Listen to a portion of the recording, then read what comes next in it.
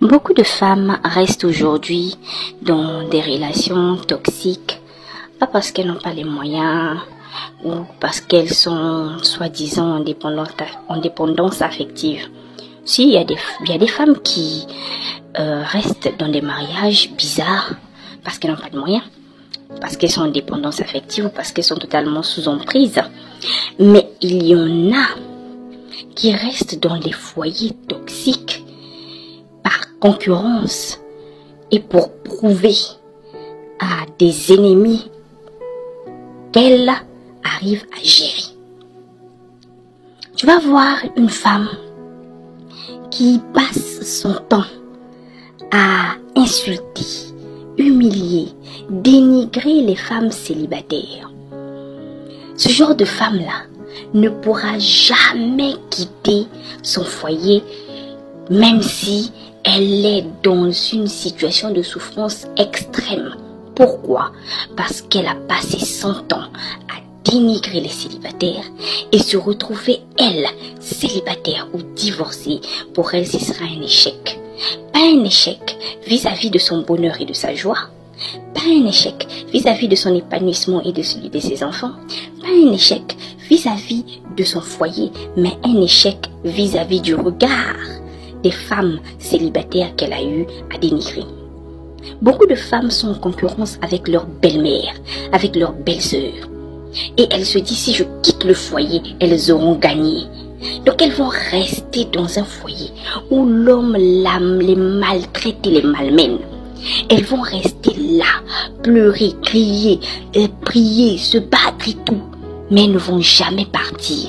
Parce que si elles se lèvent pour partir, elles vont estimer que leur belle famille aura gagné. Et ça, au détriment de leur bonheur, au détriment de leur joie, au détriment de l'éducation de leurs enfants, au détriment de l'équilibre mental de leur personne et de ceux de ses enfants. Beaucoup de femmes sont en concurrence avec les Chisa, oui. Elles sont en concurrence avec des femmes à l'extérieur, des copines de leur mari, des ex de leur mari, les mamans des enfants de leur mari. Elles sont en concurrence avec ce genre de femmes. Et pour elles, quitter le foyer, ce serait une défaite face à ces femmes-là. Tu vas les voir rester, commencer à dénigrer, monter, aller revenir, montrer leur alliance comme ça, monter sur tous les toits, dire que je suis une femme mariée. Et tout ça au détriment de son épanouissement ainsi que du bonheur de ses enfants. Et les hommes toxiques le savent. Ils savent que les femmes sont capables de supporter l'insupportable pour prouver à d'autres femmes qu'elles sont capables d'eux.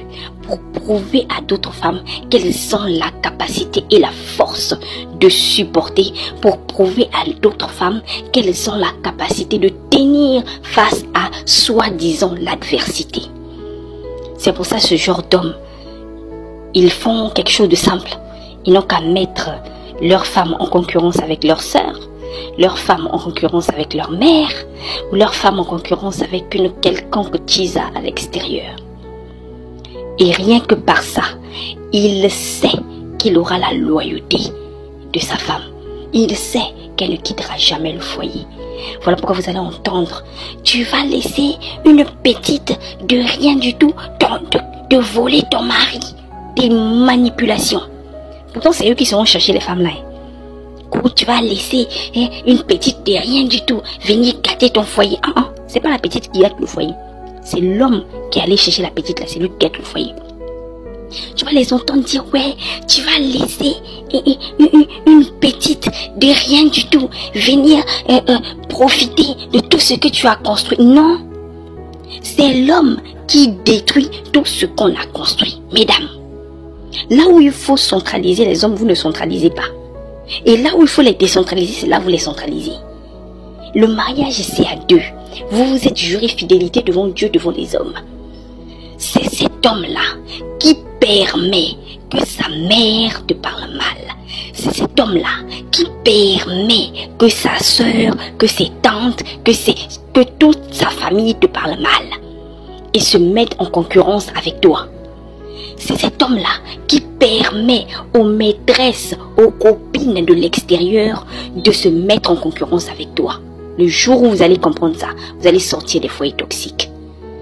Mais puisque votre attention dans ce genre de cas est plus focalisée sur l'autre femme, oui, pour gagner soi-disant le cœur de l'homme qui est un trophée, vous allez rester dans des foyers toxiques. Vous allez pleurer, crier, prier, aller dans les églises, les mosquées, les marabouts par-ci par-là.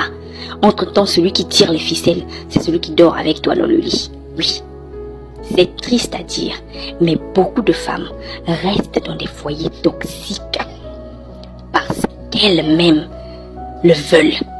Et elles ne veulent pas partir pour ne pas, entre guillemets, perdre la bataille, pour ne pas, entre guillemets, tomber dans la défaite. C'est ça qui est la vérité.